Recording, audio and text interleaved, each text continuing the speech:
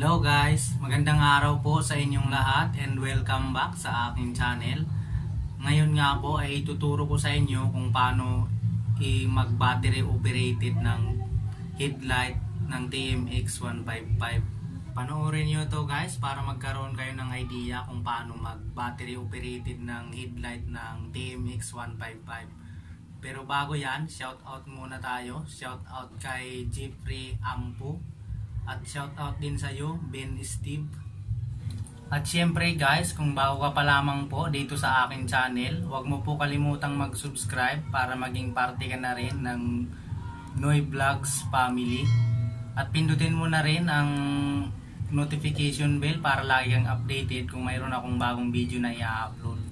So tara guys, umpisahan na natin. Ito nga guys, yung ating gagamitin, kapirasong wire lamang para sa ating battery operated ng headlight. Madali lang to kaya sundan nyo lang. Kalasin muna natin itong ating cover ng headlight. Ito, kabilaan siya.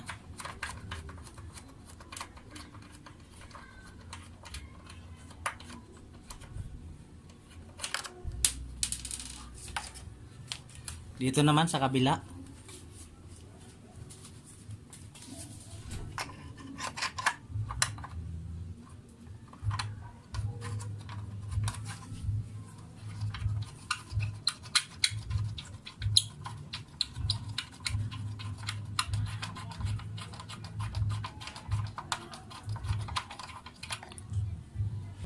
Tanggalin na natin.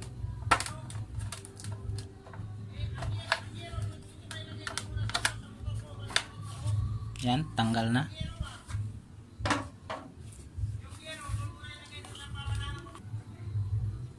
Ito guys, tanggalin lang natin tong niya. Tornilyo niya.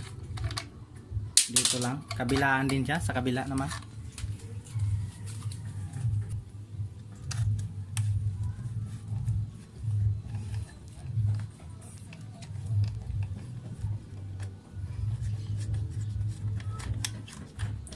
Yan, okay na. Yan, tanggalin natin tong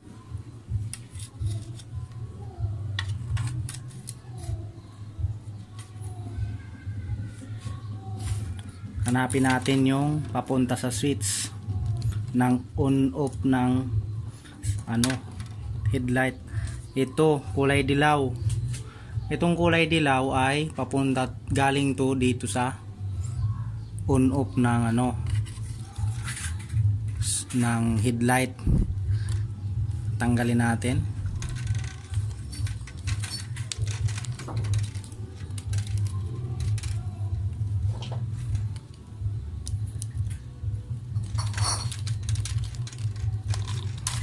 Yan, natanggal na.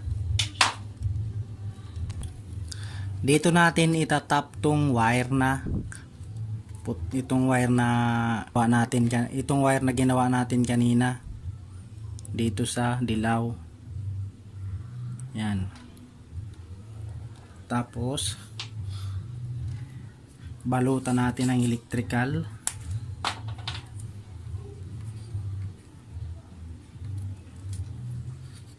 Yan.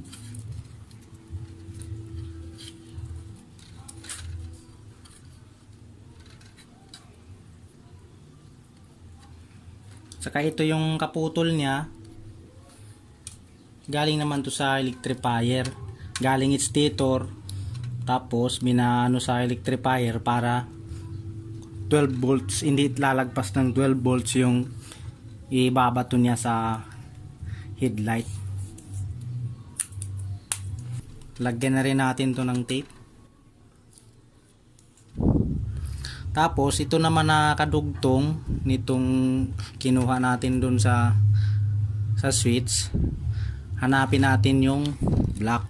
Ito, accessories wire ng TMX 155 is kulay black. Dito natin siya itatap. Yan, suksok lang din natin. Yan, nai-insert na natin. Balik na natin siya. Yan. Ang advantage lang kasi ng battery operated is kahit hindi naka-andar yung makina, basta naka-on yung ignition switch niya, iilaw na siya. Hindi gaya ng hindi battery operated na iilaw lang siya kapag umandar na yung makina. Tsaka hindi pa stable yung ilaw niya, lalakas lang siya kapag nire-revolusyon. Hindi gaya ng battery operated, stable siya kahit hindi mo i-revolusyon, naka-steady lang yung ilaw niya, yung lakas ng ilaw niya. Itong binalutan ko, yung binalot ko ng tape, yung kadugtong nito, hindi na to gagamitin. Hindi na to gagamitin, kaya binalot ko na siya ng tape. Ito na yung bago. Yan, ito na yung imbis dito ko na siya kinonek para battery operated. So, testingin muna natin bago natin ibalik yung susi muna natin.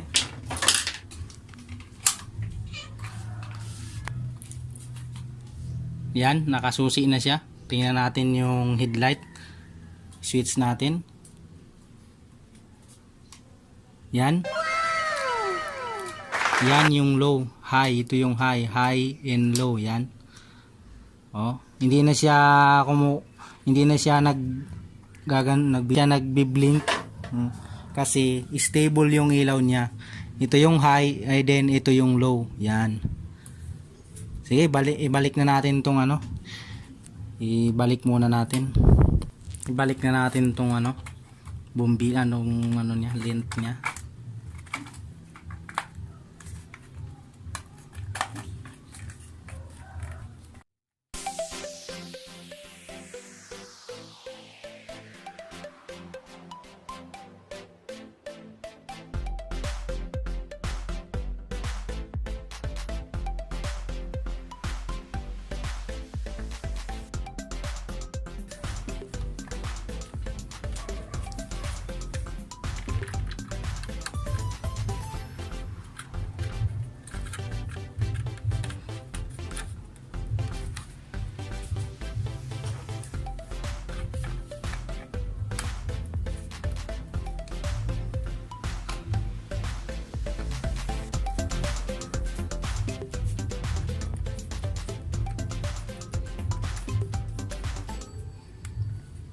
Yan, okay na, ikabit na natin.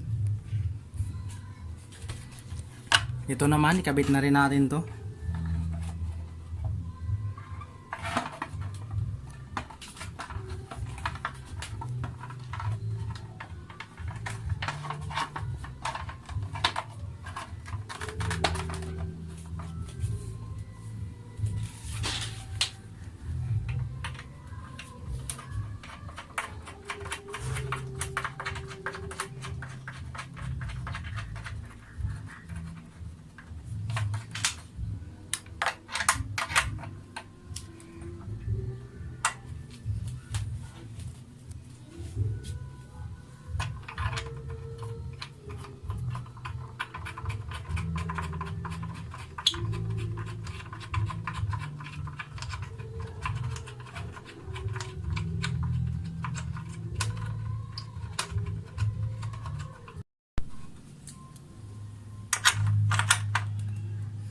Yan, okay na, nakabit na naikabit na natin.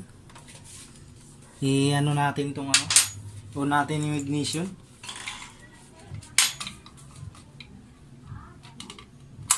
Yan. Tapos i-on natin yung headlight niya. Tingnan natin.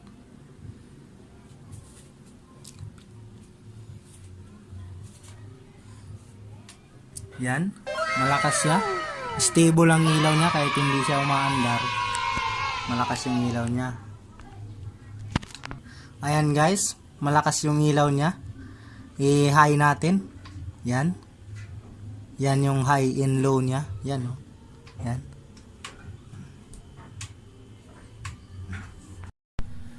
Yun lang guys, ganun lang kasimple mag-battery operated ng headlight ng TMX155. Kapirasong wire lang ang kailangan para mag-battery operated.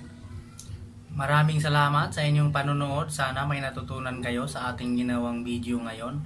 At kung hindi mo pa napapanood yung mga ibang video ko, Ilalagay ko na lang yung link sa description box. Yun lang guys, God bless sa inyong lahat at huwag niyo po kalimutang mag-like, subscribe at pindutin niyo na rin ang notification bell para lagi kayong updated kung mayroon akong bagong video na i-upload. See you in my next video.